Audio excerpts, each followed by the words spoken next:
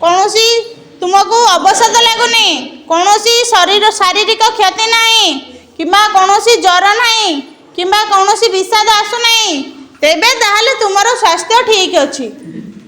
कौन हसुच के अच्छा पिले बाकी रहा शारीरिक स्वास्थ्य कौन जापर शारीरिक स्वास्थ्य ऊपर आउ कहार किसी डाउट अच्छी मानसिक स्वास्थ्य कौन किए जान कहीपर मानसिक स्वास्थ्य देख आजिकल समय रे सबुठु गोटे बड़ प्रोब्लेम होउची पिला माने सुस्थ अछंती किंतु सेमानकर मानसिक स्वास्थ्य ठीक नै किंतु समस्त जानि पारु नांती जे सेटा मध्ये स्वास्थ्य रे जाउची से स्वास्थ्य मध्ये समस्त पई अति आवश्यक अछि।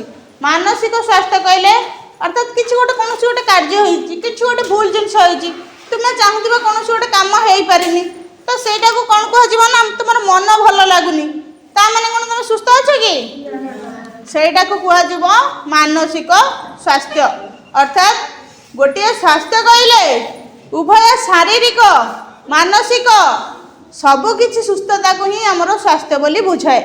जदि गोटे पिलार शरीर में कौन सी खंडिया खाबरा है किंतु तार मन भल ना से सुस्थ अच्छी बोली आम कहीपर कि किंतु गोटे पिलार खंडिया खाबरा हो जाइए तार मनटी भल अच्छी ताको आम सुस्थ बोली कहीपर कि तेणुक स्वास्थ्य उभय शारीरिक और मानसिक सुस्थता उभय आवश्यक। तो ये सब स्वास्थ्य खराब होबार कारण कौन सुषम खाद्य खाइबा तबे ताले हमर शरीर खराब होबो कि किंतु जदि हमें बासी माने खराब हो जाइथिबा एवं मैला खाद्य खाइबा माछी बस्तिबा खाद्य खाइबा जीवाणु रहित खाद्य खाइबा तबे हमर स्वास्थ्य खराब होबो ना होबनी तबे हमें केउ परि खाद्य खाइबा आवश्यक केउ परि खाद्य खाइबा आवश्यक ता सहित खाद्य टिके गरम थिबा हमें खाइबा आवश्यक जो खाद्य बासी हो जाइथिबो खराब हो जाइथिबो बरं पानी ग्लास पी देबो किंतु से खाद्यटी खाइबो नाही। गाड़ी रे जमती तेल पड़िले भलो तेल पड़ले गाड़ी भलो चलची ना नहीं खराब तेल पड़ले गाड़ी जल्दी खराब हो जिवो भलो भी चलिबोनी ठीक सेमती हम शरीरटा गोटे मशीन इंजन परिका तार फुएल होउची हमर खाद्य आमे शरीर को जेउ परिका खाद्य देबा सेही परि हमर शरीर रो सुस्थता रहिबो एटा गला खाद्य। तापरे निजर स्वच्छता किपरि रखिबो निजर स्वच्छता कौन तुमर नख काटब मुंड कुंडेब सठिक भाव स्नान कर प्रतिदिन नखर जो मैला आदि लगुथ सफा कर दांत घषब ता सहित सफा कपड़ा पिंधिब निज जिनपतर साइज सजाड़ी रखिब ता द्वारा परिवेशटा भल रहिबो निज शरीर सफा थिले निजको फुर्ती लागिब स्वास्थ्य ठीक रहिबो।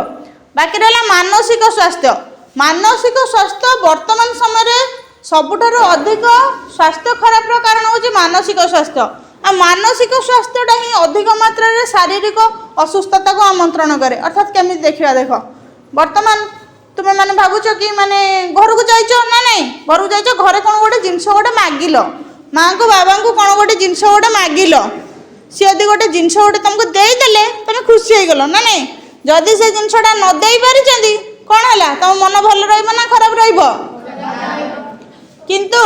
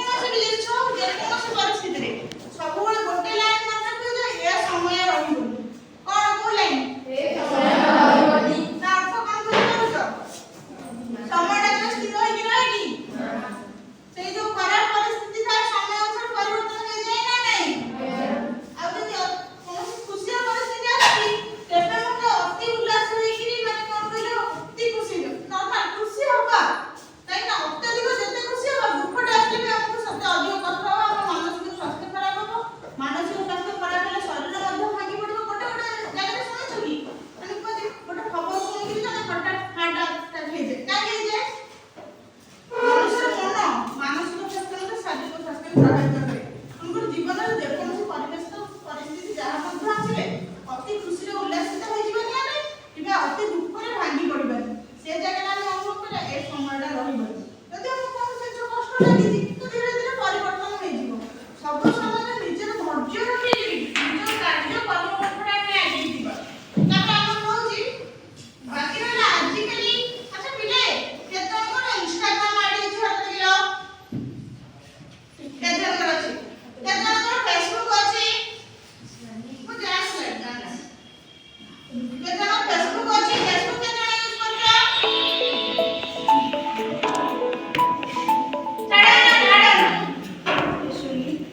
हेलो ଏଇଟା କହିବାର କାରଣ ହେଉଛି आगे ଏଠୁ ଯିବ Agenda ଏଠୁ ଯାଇକିରି ସ୍କୁଲରୁ ଯାଇକିରି ସବୁ ମୋବାଇଲ ଧରିକି ପଡ଼ି ଯାଉଛ। ପୁରା ମୋବାଇଲ ଆସିଲା ଏଠି ମୋବାଇଲଟା ଅଛି ଘରୁ ଯିବୁ ସବୁ ମୋବାଇଲ ମୋର କିଛି ଦରକାର ନାହିଁ।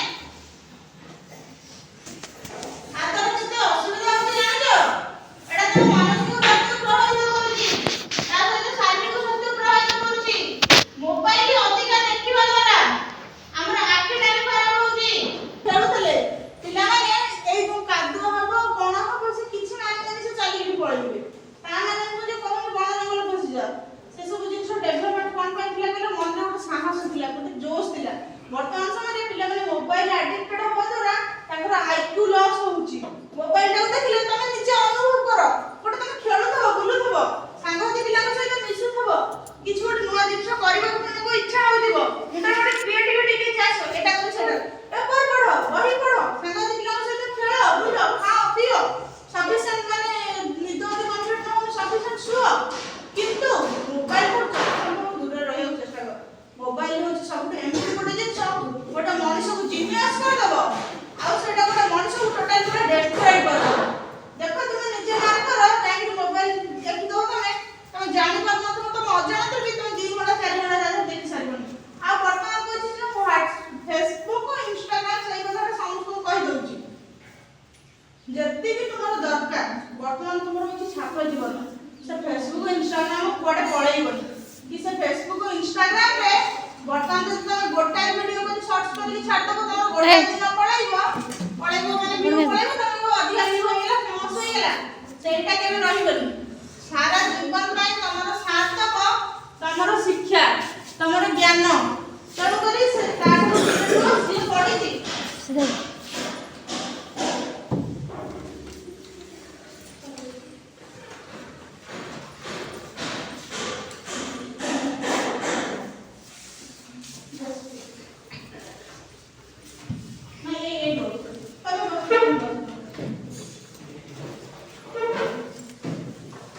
ମୋବାଇଲଟା ବର୍ତ୍ତମାନ ହେଉଛି ଛାତ୍ର ଜୀବନ। ବର୍ତ୍ତମାନ ପାଠ ପଢ଼ିବାନି ନା, ଏଇ ପାଠପଢ଼ା ସରିଯିବ, ତାପରେ ମୋବାଇଲ ସେମିତି ପଡ଼ିଛି, ସେ ପଡ଼ିଛି ନା ପଡ଼ିନି ନା ତ କିଏ ହଜେଇ ଚୋରି ନେଇଗଲା। କିନ୍ତୁ ତମର ଯୋଉ ବର୍ତ୍ତମାନ ସମୟଟା ଆଉ ଆସିବ, ସାର୍ଟିଫିକେଟ ତମେ ଯୋଉ ମାର୍କ ରଖିଥିବ ସେ ମାର୍କଟା ଆଉ ବଦଳିଯିବ। ଯେତିକି ଜ୍ଞାନ ଶିଖିବା ଜିନିଷ ଆଉ ତମେ ଶିଖିପାରିବ। ତମେ ଯାଇଥିବ ବାହାରକୁ ଗୋଟେ କାମରେ ଯାଇଥିବ, ସେଠି ମୋବାଇଲ ତମର କାମ ଦେବ କି? କିଏ କାମ ଦେବ? ତମ ଶିକ୍ଷାଟା କାମ ଦେବ ନା ନାହିଁ? ମୋବାଇଲ ତମେ ମୋବାଇଲ ୟୁଜ କର, ମୋବାଇଲ ଯେମିତି ତମକୁ ୟୁଜ ନ କରୁ। ମାନେ ତା ଦେହରେ ଆଡିକ୍ଟେଡ ହେଇକି ଆଉ ସମସ୍ତଙ୍କୁ କହୁଛି ଗୋଟେ ଜିନିଷ, ଆଗରୁ ଲୋକମାନଙ୍କର ଜୀବନଶୈଳୀ ଠିକ ଥିଲା କ'ଣ ପାଇଁକି? ବର୍ତ୍ତମାନ ସ୍ୱାସ୍ଥ୍ୟ ଖରାପ ହେବାର ପ୍ରଥମ କାରଣ ହେଉଛି ଜୀବନଚର୍ଯ୍ୟା। ଜୀବନଚର୍ଯ୍ୟା ବୋଲିକି କହିଲେ ସେତେବେଳେ ସମସ୍ତେ ଲୋକମାନେ ଜଲ୍ଦି ପ୍ରାତଃକାଳରୁ ଉଠୁଥିଲେ, ରାତି 8-9 ଭିତରେ ସବୁ ଶୋଇପଡ଼ୁଥିଲେ, ସବୁ ଶୋଇପଡ଼ୁଥିଲେ, 8-9 ଭିତରେ ଶୋଇପଡ଼ିବେ। ତେଣୁ ଭୋର ସକାଳୁ ଉଠି ନିଜ ନିତ୍ୟକର୍ମ ସାରିକିରି ସମସ୍ତେ ଖାଇଲେ ପିଇଲେ ଯାହା କଲେ ନିଜ କାମରେ ଚାଲିଲେ, ଫୁର୍ତ୍ତି ଲାଗୁଥିଲା, ଶରୀର ସୁସ୍ଥ ରହୁଥିଲା, ଜୀବନ ମଧ୍ୟ ଶାନ୍ତି ରହୁଥିଲା। କିନ୍ତୁ ଆଜିକାଲି ଦେଖ ଗୋଟେ ଜିନିଷ କହୁଛି ଯାଇକି ପ୍ରାକ୍ଟିକାଲ ମାନେ ଇମ୍ପ୍ଲିମେଣ୍ଟ କରିବ, ଏଉଠୁ ଯିବ ଯାହା ହେଇଯାଉ, ପୃଥିବୀ ପ୍ରଳୟ ହେଇଯାଉ, ଚେଷ୍ଟା କରିବ 10 ଦିନ କଣ୍ଟିନ୍ୟୁ କର।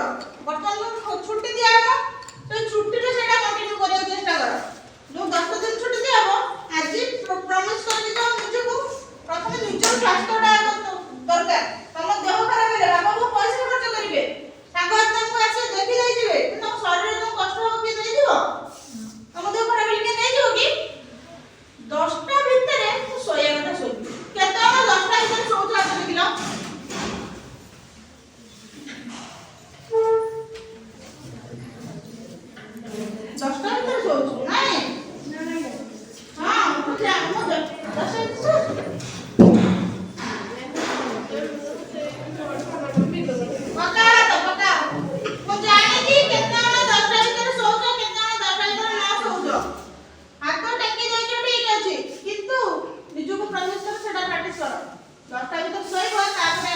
ଶୋଇଥିବ ଯେତେ ଯାହା ହଉ 10ଟା ବାଜିଲା ବେଳକୁ ତମକୁ ମନକୁ ମନ ନିଦ ଆସିବ।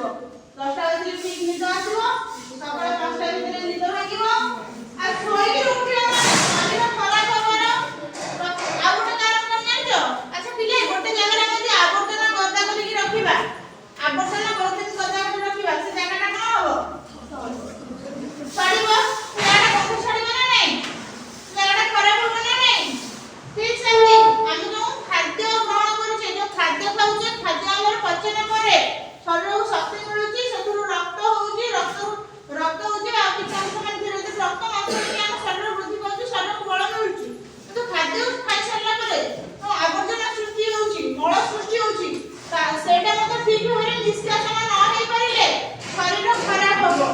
ସବୁବେଳେ ରାତିରେ ଶୋଇଲା ସଫିସିଏଣ୍ଟ ପାଣି ପିଇବ ସମସ୍ତେ। ଆଉ ସକାଳୁ ଉଠୁ ଗୋଟେ ଗ୍ଲାସ 2 ଗ୍ଲାସ ଥଣ୍ଡା ପାଣି ତ ପିଇବନି, ଟିକେ ଜଷ୍ଟ ନଖ ଉଷୁମ ପାଣି, ଆଉ ଅତି ବେଶୀ ଯଦି କିଛି ଦରକାର ପଡେ ତାହେଲେ ଟିକେ ଅଳ୍ପ ଟିକେ ଚୁମୁଟା ହଳଦୀ ଟିକେ ପକେଇଦବ, ସେ ପାଣି ପିଇଦବ। ଠିକ୍ ସେ ଲାଇଟିଂ ରହିବ, ଠିକ୍ ରହିବ, ଶରୀର ପରିଷ୍କାର, ସ୍ୱାସ୍ଥ୍ୟ ବି ଠିକ୍ ରହିବ। ତା ସହିତ ଆଉ ଗୋଟେ ଜିନିଷ ହଉଛି ଜୀବନଶୈଳୀଟାକୁ ପରିବର୍ତ୍ତନ କର। ଜୀବନଶୈଳୀ ପରିବର୍ତ୍ତନ କଲେ ଏଇ ଟାଇମରେ ମୁଁ ଗାଧେଇବି, ଖାଇବି, ଗାଧୁଆ ଖାଇବା ଏ ସବୁ ଜିନିଷ ସ୍ୱାସ୍ଥ୍ୟ ଉପରେ ବହୁତ ପ୍ରଭାବ ଅଛି। 9ଟା ଭିତରେ ଗାଧଉଛ, କାଲି ସ୍କୁଲ ଛୁଟି ହେଇଗଲା ବୋଲିକିରି ମାନେ ନୁହଁ ଯେ ଆଜି ସ୍କୁଲ ଛୁଟି ହେଇଛି ମୁଁ ବୁଲିବି 2ଟା ବେଳେ ଯାଇକି ବୁଢା ମାରିବି, ସେମିତି ନାହିଁ।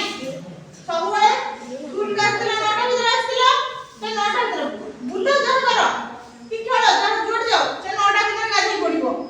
ଖାଇବା ବ୍ରେକଫାଷ୍ଟଟାକୁ ଯୋଉଟା ବ୍ରେକଫାଷ୍ଟ ଆମେ ଖାଉଛେ, ସକାଳ ଯୋଉ ଜଳଖିଆଟା ଖାଉଛେ, ସେଇଟା ଆମକୁ ମାନେ ସମ୍ପୂର୍ଣ୍ଣ ଦିନ ପାଇଁ ଶକ୍ତି ଯୋଗାଉଛି। ତାପରେ ଆମେ ଖାଇବା ଖାଉଛେ ସୁସ୍ଥ, କିନ୍ତୁ ଦେଖ ତମେ ନିଜେ ମାର୍କ କରିବ ଯୋଉଦିନ ତମେ ସକାଳ ଖାଇବା ଯାହା ବି ଖାଅ, ସକାଳ ଖାଇବା ଯଦି ଠିକରେ ନ ଖାଇଥିବ ସେ ଦିନ ସାରା ତମ ମୁଣ୍ଡ ବୁଲଉଥିବ, ବୁଲାଏ ନା ନାହିଁ?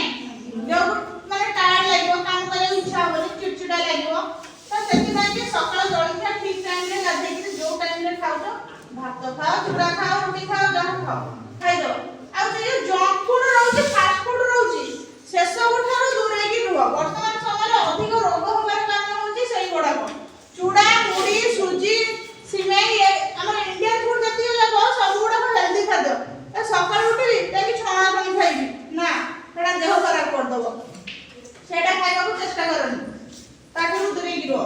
ଆଉ ପରିବେଶ, ତମ ସ୍ୱାସ୍ଥ୍ୟ, ତମେ ଦେଖ ଏ ଜାଗାଟା କ୍ଲିନ ଯଦି ଅଛି, ତମେ ଘର ଭିତରୁ ପଶିଗଲେ ଜାଗା ବସିଲେ ତମକୁ ମାନେ ଭଲ ଲାଗିବ, ତମକୁ ମାନେ ଖୁସି ଲାଗିବ ନା ନାଇଁ? ସେଇ ଜାଗାକୁ ଗୋଟେ ଅଳିଆ ଖାଇ ପଡିଥିବ, ତମକୁ ବିରକ୍ତ ଲାଗିବନି? ଅସନା ଅସନା ଲାଗେନି? ମାନେ ମନ ଗୋଟେ ଭଲ ଲାଗେନି? ଅନୁଭବ କରୁଛ ନା କରୁନ? ଠିକ ଅଛି, ତମେ ତମର ନିଜର ପୋଷାକ ପତ୍ର, ନିଜର ଜିନିଷ ପତ୍ର, ନିଜ ଘର ଚାରିପାଖରେ ଯୋଉ ଘରେ ରହୁଛ, ତମର ଜିନିଷ ପତ୍ର ସବୁ ସାଇଜ କରି ସଜେଇକି ରଖିଲେ ଏଟା ନିଜେ ମାର୍କ କରିବ, ଫିଲ୍ କରିବ, ତମ ମନଟା ବି ଭଲ ଲାଗିବ, ତମକୁ ଖୁସି ଲାଗିବ, ତମକୁ କ୍ଲିନ ଲାଗିବ। କଣ କହିଲ, ତମର ସ୍ୱାସ୍ଥ୍ୟ ଖରାପ ହବନି। ତ କ୍ଲିନନେସ ଟାକୁ ବି ଗୁରୁତ୍ୱ ଦିଅ। ତା ସହିତ ଆମର ରହୁଛି ତମର ମାନସିକ ସ୍ୱାସ୍ଥ୍ୟ ରହିଲା, ଶାରୀରିକ ସ୍ୱାସ୍ଥ୍ୟ ରହିଲା। ହାତ ଧୋଇବା, ଖାଇବା ପୂର୍ବରୁ ସମସ୍ତେ ଭଲକରି ହାତ ଧୋଇବ। କଣ କରିବ? ଖାଇବା ପୂର୍ବରୁ କଣ କରିବ? ଖାଇବା ପୂର୍ବରୁ ସମସ୍ତେ ବହୁତ ଭଲ ଭାବରେ ହାତ ଧୋଇବ। କାହିଁକି କହିଲି? ଦିଦି ଷ୍ଟପ୍ କର। ଖାଦ୍ୟଟାକୁ ଚୋବେଇ ଚୋବେଇ ଖାଇବାକୁ ଚେଷ୍ଟା କରିବ। ଖାଦ୍ୟଟାକୁ ଆମେ ଯୋଉ ଖାଦ୍ୟ ଖାଉଛେ, ଖାଇବାର ମଧ୍ୟ ନିୟମ ଅଛି। ଖାଦ୍ୟଟାକୁ ଦେଖିଛ, ପୁରାତନ କାଳର ଲୋକମାନେ ଖାଇଲା ବେଳେ କହନ୍ତି କଥାବାର୍ତ୍ତା କରିବନି, ଗପନ୍ତି। ଖାଇଲା ବେଳେ କଣ ଗପୁଛୁ? ସେମାନେ କିନ୍ତୁ ସୁସ୍ଥ ଥିଲେ। ଆମେ ଆଜି ଖାଇଲା ବେଳେ ମୋବାଇଲ ଦେଖିଦେଇ ଏଇଟା ହେଲା ସେଇଟା ହେଲା, ନହେଲେ ଖାଇଲା ବେଳେ କାହା ସାଙ୍ଗରେ ବସିକି ଗପୁଥିବା। ଖାଇଲା ବେଳେ କାହା ସହିତ ଗପିବ ନାହିଁ। ଖାଦ୍ୟଟାକୁ ପ୍ରଥମେ ଆମେ ଯେତିକି 1 ମିନିଟ୍ ହଉ, 30 ସେକେଣ୍ଡ ମଧ୍ୟ ହଉ, ଦାନ୍ତରେ ଚୋବେଇବ। ପ୍ରଥମେ ଦାନ୍ତରେ ଚୋବେଇଲା ପରେ ଯେତେବେଳେ ଲାଗିବ ଯେ ଯେଉଁ ଖାଦ୍ୟଟା ଆମେ ଖାଇଛେ ସେଟା ଗୁଣ୍ଡ ହେଇଗଲାଣି ବୋଲିକିରି, ତାପରେ ତାକୁ ଢୋକିବ। ଖାଦ୍ୟ ହଜମ ନ ହେବାର ମୁଖ୍ୟ କାରଣ ହେଉଛି ଏଇଟା। ଖାଇବା ସମୟରେ ଆମେ ଠିକ୍ସେ ନ ଖାଇବା, ଠିକ୍ ଭାବରେ ଖାଦ୍ୟକୁ ଚୋବେଇକିରି ନ ଖାଇଲେ ଆମ ପାଟିରୁ ଗୋଟେ ଲାଳ ନିର୍ଗତ ହୁଏ। ସେ ଲାଳ ଦ୍ୱାରା ଆମର ଖାଦ୍ୟର ହଜମ ଶକ୍ତିଟା ବଢ଼େ ବା ହଜମ ହୁଏ। ଚୋବେଇକି ନ ଖାଇଲେ ସେ ଲାଳ ନିର୍ଗତ ହେବନି, ଖାଦ୍ୟ ହଜମ ହେବନି, ଯାହାଦ୍ୱାରା କି ପେଟ ଖରାପ ହେବ, ପେଟ ଖରାପରୁ ଦେହ ଖରାପ ହେବ। ତୁମମାନଙ୍କ ଭିତରୁ କେତେଜଣ ପ୍ରମିସ୍ କରିପାରିବ ଯେ ନିଜର ଶାରୀରିକ ତଥା ମାନସିକ ସ୍ୱାସ୍ଥ୍ୟକୁ सठिक भाव में बर्तमान जो नियम कहगला कि जो जहाँ किसी बुझागला ताको पालन करने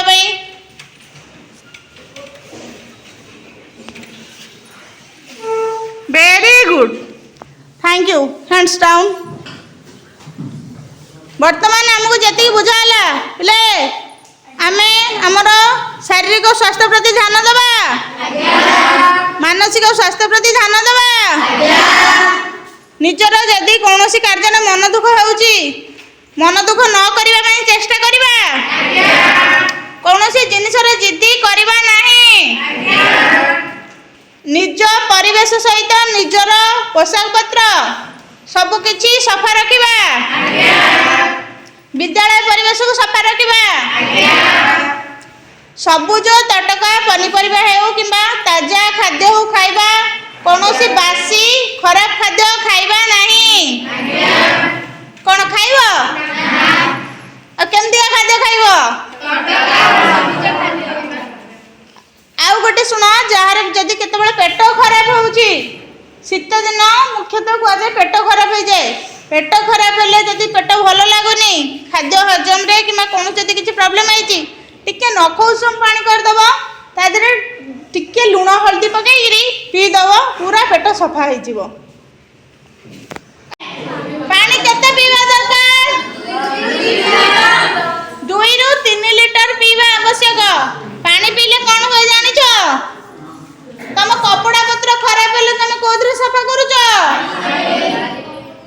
ठीक से परी तुम गाड़ी टे चलवा कि तेल पकाउछ ना पकाउन गाड़ी चलवा कि तेल दरकार जाउची ता सहित मशीन ऑयल पडुच ना पडुनी ठीक सेमती तुम यदि पानी न पीब जेमती तुम कपड़ा सफा करिया अलिया सफा करिया पानी रो दरकार रही पानी रो सफा हो जाए ठीक से तुम शरीर जो आवर्जना सृष्टि होउची शरीर प्रतिदिन बहु परिमाण रे आवर्जना सृष्टि हुए लैट्रिन ठीक से हबनी शरीर सारा व्रण तार विभिन्न प्रकार माने कौन कहलो से गुड़ा जो सब आवर्जना थी सेटा सब व्रण होकर पूज आकार रे बाहर काठी व्रण हम विभिन्न प्रकार कुंडिया हम पानी न पीले ये सब जिन हम तापर आउ गोटे जिन तुम जो हाथ गोड़ जो हाड़ सब नुहे कि हाथ गोड़ आंगुठी फांगुठी एगुड़ा सब फ्लेक्सिबल पानी न पीले माने एगुड़ा चलबनी एमती पूरा लाठी होगी पानी पीले ये ठीक से चलो तुम हाथ जो भांगुच आंठू भांगुच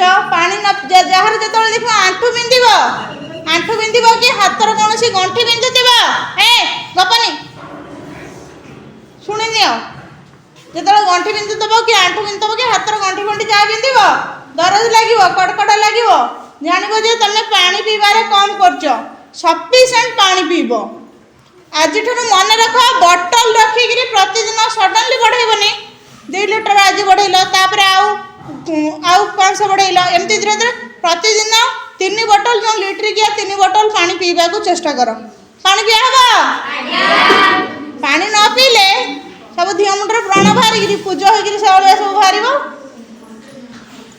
आज जहाँ सब बुझीगला तुम मानू निज जीवन में कार्यकारी करवा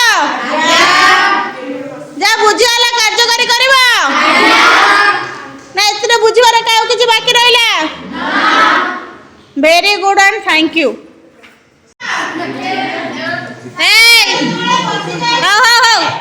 पार्टी चुप कर